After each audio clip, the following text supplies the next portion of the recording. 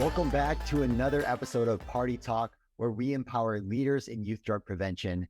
In this episode, we're chatting with Mary Tilson. Now, I really wanted to have this discussion with her because she's the founder of Sun and Moon Sober Living. I'm going to ask all about her life because it is so fascinating, but here's what she says about it. It's an inclusive community, education platform, and resources hub dedicated to helping others find freedom from addiction and living a fulfilling life alcohol-free. And I just resonate with that so much. And I know that you will as well in the prevention education space. So check out this episode of Party Talk featuring Mary Tilson. Well, let's dive in. I'll ask you to introduce yourself, Mary. All right. Well, thank you so much for having me. My name is Mary Tilson. I'm a certified recovery coach and a yoga and meditation teacher, and also the founder of Sun and Moon Sober Living, which is an inclusive community that welcomes people who are sober and sober curious to really explore tools that will support that decision in living substance-free. That's awesome. What do you think are some of the challenges that people have that they're like, hey, Mary, I want to be in your community because this is what I'm dealing with? Yeah, that's such a good question. I mean, the biggest challenge, well, I'll say one of the biggest challenges for sure, is a lot of people have concerns about how their social life and relationships are going to be impacted, which is part of the reason I've been so drawn to your work. And also that, the substances that they've, become used to using, whether it's alcohol or anything else, are actually serving some form of purpose in their lives. Like they're using it as a tool to cope with the challenges of parenting or to relieve stress or to feel less anxious in social situations. And so despite the fact that they've clearly recognized that it's causing them a lot of harm too, or they wouldn't be seeking out sober spaces, they struggle to grapple with how they're going to get by without it. Yeah. And I'm excited to ask you more about that because I think that's where just the real value lies, because you're helping someone come from a dependency on a substance to achieve those results. And you're helping them discover healthier ways that they can still get those results, but that it's not going to harm them or their friends or their future. And yeah, that's just so in line with what we do here. So I'm super excited to dive in. And I think the audience is going to get some real practical things to take away and try.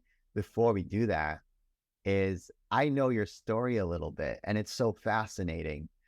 So will you tell us a little bit about your journey to get to what you're doing now and all the cool places that you've been? Sure. Yeah, I'd be happy to. So it started with, my own experience with substances, which began pretty early on.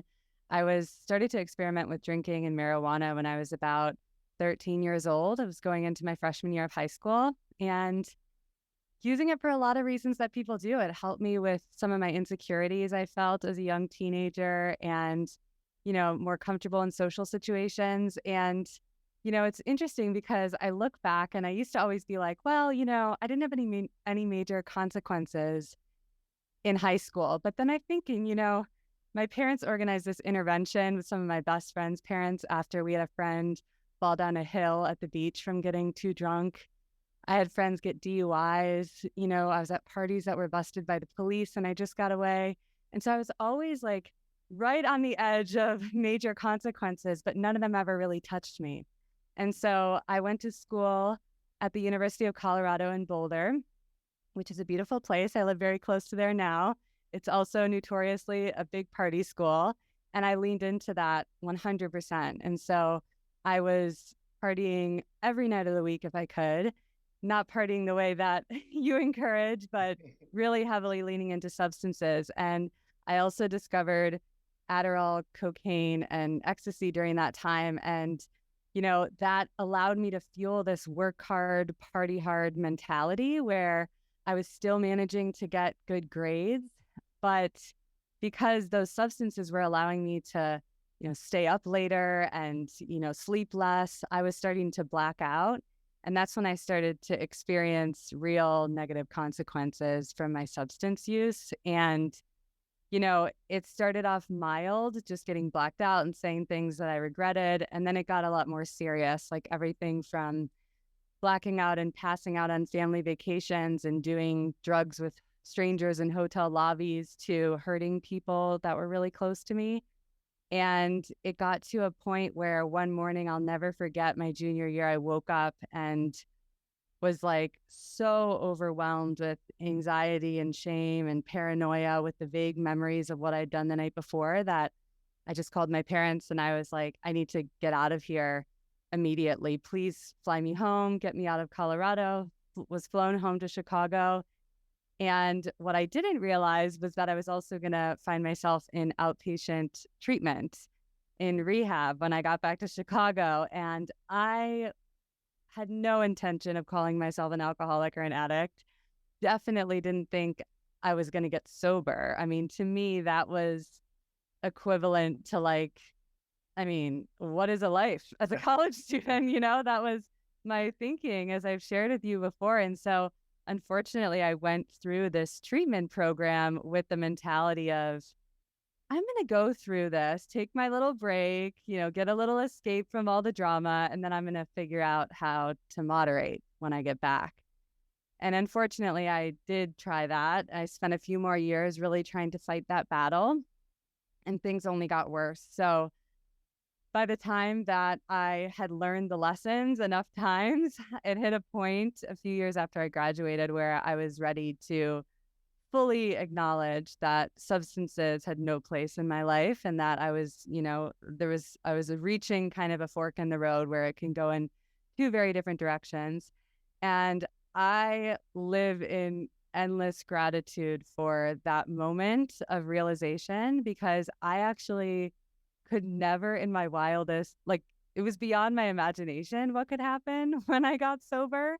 I kind of thought, all right, fine, I guess I have to get sober. So I'm just gonna like not really have a social life, live this boring life in Chicago and hide out in my apartment when all my friends are doing the fun stuff. But it couldn't have been further from that. I ended up, I ended up doing I went back to outpatient treatment. I did a 6-week treatment program. And then purely with the intention of filling the free time that I had once I finished treatment, I did my first yoga teacher training. And that ultimately led me to going to Southeast Asia on a trip to travel, to learn more about the philosophy and spiritual roots of the practice, just to immerse myself in nature and have a little bit of an adventure, and ended up traveling the world and teaching yoga retreats, and then have recently really focused on how I can bring this all together and incorporate like a very holistic approach to recovery, which includes mindfulness, yoga, the more traditional approaches to recovery and the tools that have been proven extremely supportive for many, many, many people over a long time.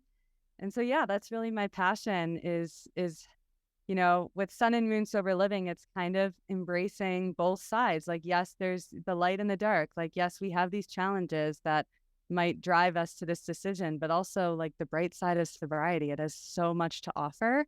And I really don't want to limit that just to people who have a struggle with addiction, even though it can obviously help people like me too.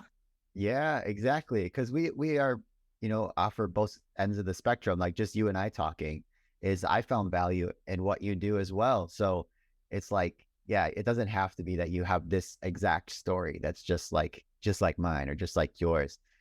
One thing I want to point out from your story, which hopefully is going to be helpful for people listening, because we focus on the youth prevention. And so in your story, you talked about how, you would go to these parties and people would black out. They would get hurt. Someone did get injured. Like things were happening around you because you were in that environment, but it didn't seem to be happening to you. And there's this line I always remember. My mentor told me this, and I use it sometimes in speeches. If like they tell me, hey, like you need to get serious with my audience because a lot of them are using, and I know you have a really positive program and it's fun, but like you need to like tell them what's up.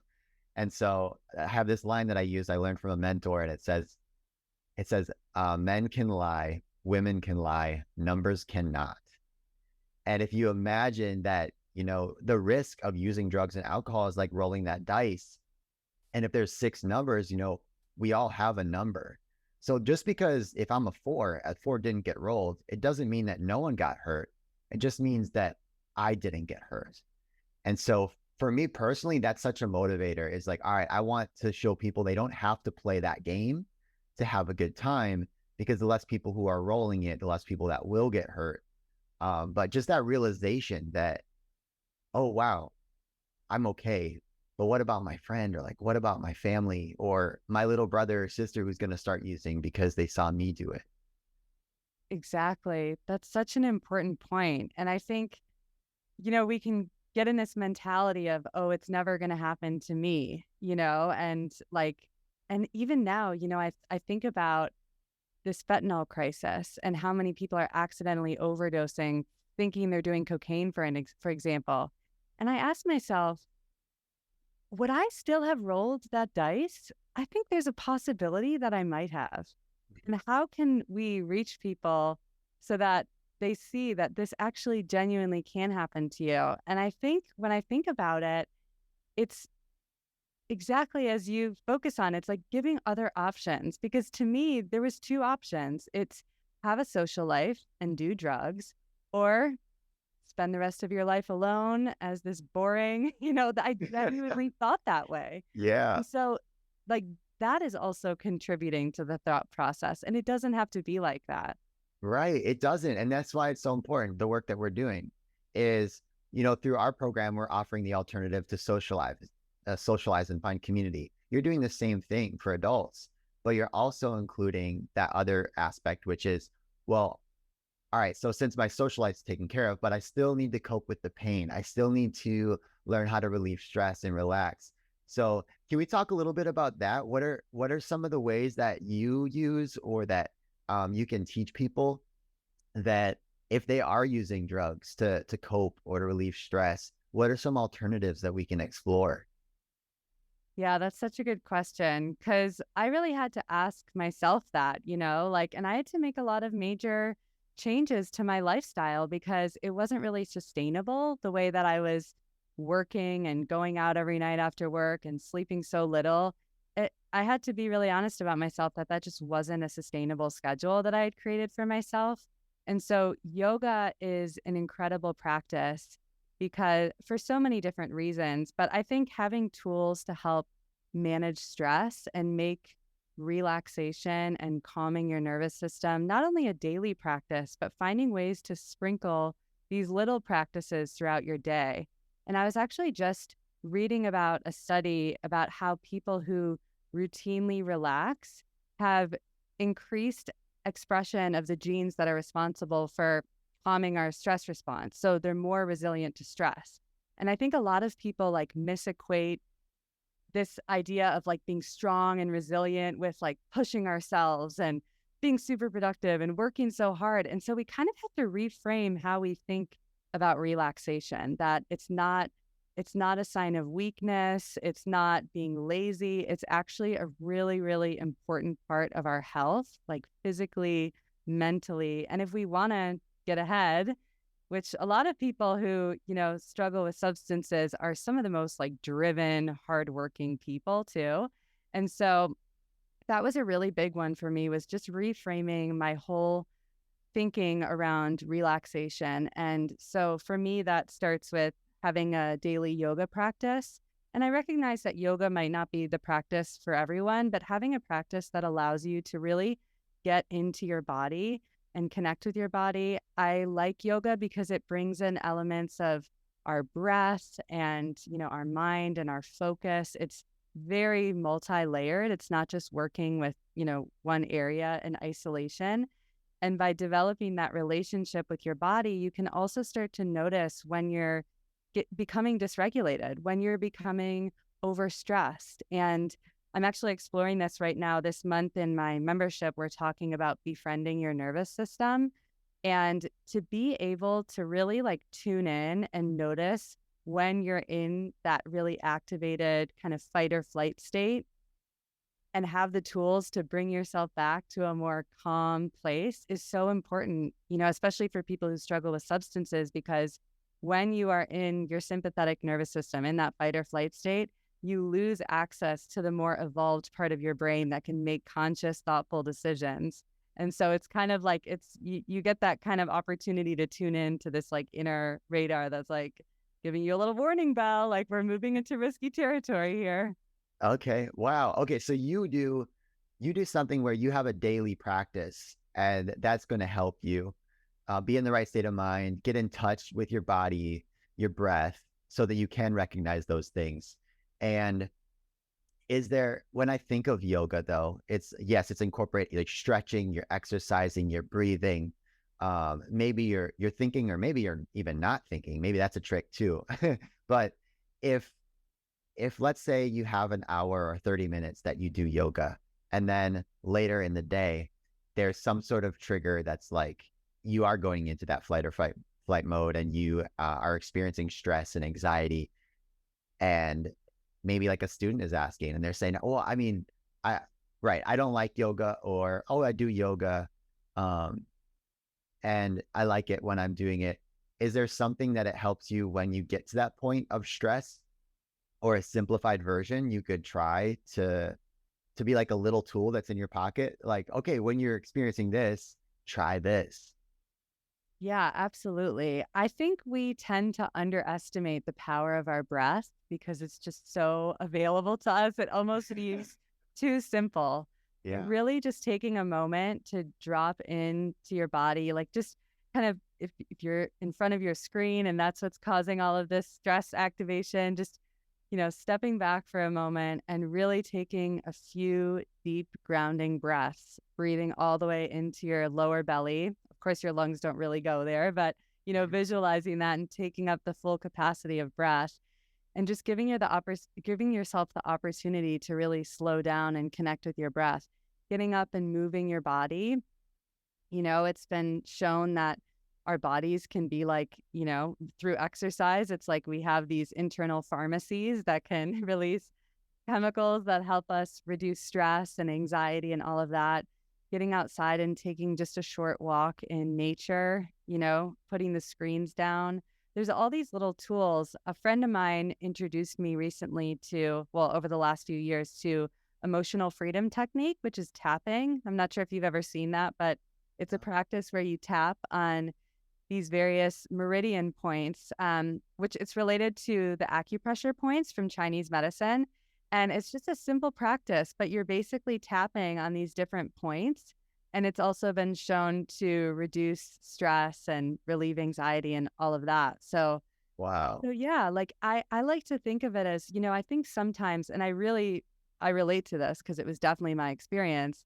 It can feel like a huge commitment going to a yoga studio class. If it's going to take you like 20 minutes to get there, then there's the hour class, there's getting back. And for people who are juggling career and parenting, or even, students who've got schoolwork and all the other stuff going on, that can feel like a big time commitment. And I understand that. And I think also it's important to remember that we can experience so many benefits just from sprinkling in these small breaks throughout our day, because really you're kind of like exercising a muscle of becoming. So that's like your default setting, So in the same way that we might practice feel stress, pour a drink, or feel stress, engage in some other behavior that might not be causing us, or might not be bringing any benefits, we can change our default setting. So it's feel stress, take a deep breath or a few. Yeah. Well, that's cool. And I think that that's actually super helpful. So that our body has that response, feels stress, and it wants to do something. So if we're using the drug for it, our brain tells us, all right, take that shortcut every time, use that, go back to that. So you're really retraining your brain and your body to respond differently now that you've chosen to be mindful of it, and then to when that happens, take a step back, try the breathing. And like you said, like the deep breaths, focusing on it, making your belly rise up and down instead of your chest. And then, or do that's cool, that finger tapping thing you said where you tap part of your body. What did you EFT call that tapping. again? EFT tapping? EFT tapping. Yeah, it's called emotional freedom technique. Okay, perfect. So if somebody's interested in that, Google that, EFT tapping. That'd be cool to check into. I'm going to look into it some more. And then the other one was just exercise, like moving your body. And that one is super helpful for me. Even when I'm nervous going in front of an audience, I've noticed that when I do some push-ups and some squats and like I'm doing that stuff behind the curtain is that it really just lets me drop my shoulders, get into my mind and remember, hey, like stop focusing on you. This isn't about you. It's about the audience and you're just here to serve them. Like it puts my mind away from that fight and flight stress into something that's more helpful, which is the best posture I can possibly show up in for a student audience. So I love those practical ways, and that you can have something regular that you do every day to keep you in that spot, like yoga is for you. I want to explore something that you mentioned last time that was really, really cool, and I guess just share as much as you know about it, because you told me about something I didn't know about, these ice baths or cold something. Have you not seen it popping up? I feel like I see it like every day. A new person is sharing about ice baths, but Well, maybe that's I'm in the echo chamber. when you mentioned it, I've been asking people who do yoga if they do it. These crazy yoga people. I know, and they are doing it though, but they're talking about like all these health benefits. But it's so new to me, like because literally we talked a couple weeks ago, and I had not known about it. Since then, like when you see that your car, you buy it, and you notice everybody else is driving it too, is now it's started to happen. But maybe there's people listening who haven't heard about this. So will you tell us a little bit about it?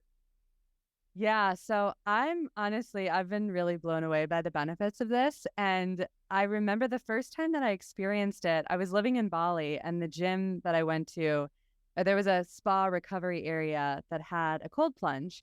And I remember seeing like one of the benefits was like, makes you happy. And I just thought it was this quirky thing, like, oh, right. Like, is that going to help me get through the absolute excruciating pain of sitting in this freezing cold water? But I definitely noticed this sort of like energizing boost. And so I just started, it became like a personal challenge whenever I was at the gym or in one of these spa recovery areas that had one.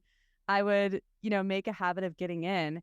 And I think before I really like got into the science behind how it works, in my mind, just knowing everything that I've known about recovery and what's been beneficial for me and sustaining freedom from addiction is like exercising this mental fortitude of being able to experience discomfort and not just impulsively react, because of course you get in the ice and you just want to get out, you want to be comfortable. But to actually notice that there's a choice there, you can listen and you can be aware of that reaction and that impulse to move towards comfort or relief or whatever it is and stay. And you can actually use your breath to bring you into a more calm, relaxed space. So when I do it, everyone is so different in the ice bath. It's really funny. Some people are like flailing around and, making all this noise. I like to close my eyes and like get into that really deep, relaxed belly breath, and just practice calming my system down. And so that is just incredible training. So for me, like one of the greatest personal benefits has been that it's really the mental health benefits and being able to be with discomfort. And it creates a lot of stress resilience, and there's like a building of confidence in that, of being able to handle difficult situations, but also, beyond like just that experience that we can make sense of ourselves, there actually is like an extreme dopamine release that happens, which takes you at 2.5 times your baseline of dopamine. And dopamine is responsible for, motivation and like moving us towards those pleasure-seeking behaviors. And so for people who have experiences with substances, like alcohol, for example, or in my case, like I was using cocaine and things that were really like blasting my system. Uh, there's a big come down after that, and it's like, for me, I was like, oh my gosh, I can get this in a really natural way. And the amazing thing is when you get that dopamine release through ice bath, and same with things like other natural ways of getting that, be it exercise or anything else, it doesn't have, with the ice baths, it doesn't have that drop the way if I were to use a substance. I get that big release, but it doesn't drop me down. So I feel like a crash. It's like a sustained, slow release on that. And Andrew Huberman in the Huberman Lab podcast has like a whole deep dive into that. Okay. And I'm just fascinated by it. And I love that, I got to experience it from firsthand experience. Like I can really speak to it. I've been doing it now for probably I was just experimenting, but it's been like 3 or 4 years. And another added benefit now that I've moved back to the States is there's a lot of communities that get together and do ice baths together. So I have a friend, Justin Weiss, who's a Wim Hof instructor here in Colorado, who has something called Ice Church on Sundays where people get together and do breath work and ice baths together. So there's a community aspect that's been an added bonus too. Yeah, that's so cool. I love too the science behind the dopamine and how it's not just a crash, a dopamine crash afterwards, but it's something and it's sustainable. It doesn't hurt you. If anything, it's building your resilience. And those are the skills that we want young people to know about. And so that is something that's just really, really fascinating to me. I was hiking this is a Camelback Mountain in Phoenix. And it's a pretty tough hike, but I went with one of our kids from youth and his mom, and she does yoga. So I asked her, like, do you do ice baths or have you heard of it? And she's like, yeah. Oh yeah, I've been doing those for years. And I was, why do you do that? Well, I used to have trouble sleeping and I was on medication for sleeping. And over the first couple of years, I would just slowly taper off the medicine because it improved my sleep so much. And so the doctor said, like, you don't need as much. And recently, she doesn't need the medicine at all. And she's been getting fantastic sleep. So for her, it literally is medicine. And I love the way that you put it before. You were talking about how our body with exercise is like, our natural pharmacy is that these are cool ways to get the results that we want without putting something into our body that can make us dependent. So that was just super fascinating to me. Yeah, I love hearing that story. I mean, I only touched on a couple of the benefits, but there's so many, Yeah. also like muscle recovery, like things that are more related to your physical body. And Mhm. yeah, this is the cool thing. And I think we sometimes we miss the opportunity for all of these tools that are, just tapping into our inner resources, our environment, even like hopping in a cold creek by my house. I love doing that. But we miss out on all of these tools that we have at our disposal when we're just defaulting to reaching for something outside of ourselves, like a chemical substance that's going to change our state. And so that's been the kind of fun thing with this whole process with recovery over the last decade. It's just been kind of gathering all these tools and people have fun with ice baths, I feel like for youth, that's something that would be such a fun activity. It's such a community building. Like the first friends that I met moving to Colorado were through this ice bath community Oh, because it's like we're in this kind of shared, kind of ridiculous experience. I mean, especially in February or January when we're out in the snow, whoa. yeah. So it's Right? Can you imagine? Okay, here's the challenge. If anybody takes this, invite your students to, I don't know where you do this, right? Like the pool or wherever, and to do an ice bath and see how excited they get. Like it feels like the polar plunge or something where it's like, this is crazy. We're all doing this together. It would be such an exactly. exciting thing. And I'm I'm sold. I'm trying this. So I'll report back to you, Mary, on how it's going. Oh yeah, I can't wait to hear. One of my friends has actually been visiting family and I've been seeing her share these little videos of you can also do like a face dunk where you just take a bowl of ice water and it has a very strong response. Also, like it activates your parasympathetic nervous system and helps calm you down. It's a nice little trick if you're having like a lot of stress and anxiety. So I've been seeing her with her family and she's living in Bali, so they're probably like, oh, here comes the people who are into these crazy wellness tricks and all of that. But the truth is it works, so why not? Right. And why not have some fun with it? Yeah. Well, this has been awesome, Mary. If people want to check out Sun and Moon Recovery and anything that you're doing, where can they find you? So my website is sunandmoonsoberliving.com. And I have an Instagram handle at sunandmoon.soberliving. I'm pretty active on there. And I also have a podcast where I release weekly episodes. Your episode will be coming out on there soon, which I'm super excited about. And just interview a bunch of people about their recovery stories, about, just practical tools on managing craving and addiction and embracing a sober lifestyle. So That's fantastic. Thank you so much, Mary. thank you. Thank you so much for having me on. I hope y'all enjoyed this episode of the Party Talk podcast. I hope you feel empowered to take on a new week and keep doing the fantastic work that you're doing. Please share us with a friend and leave a review.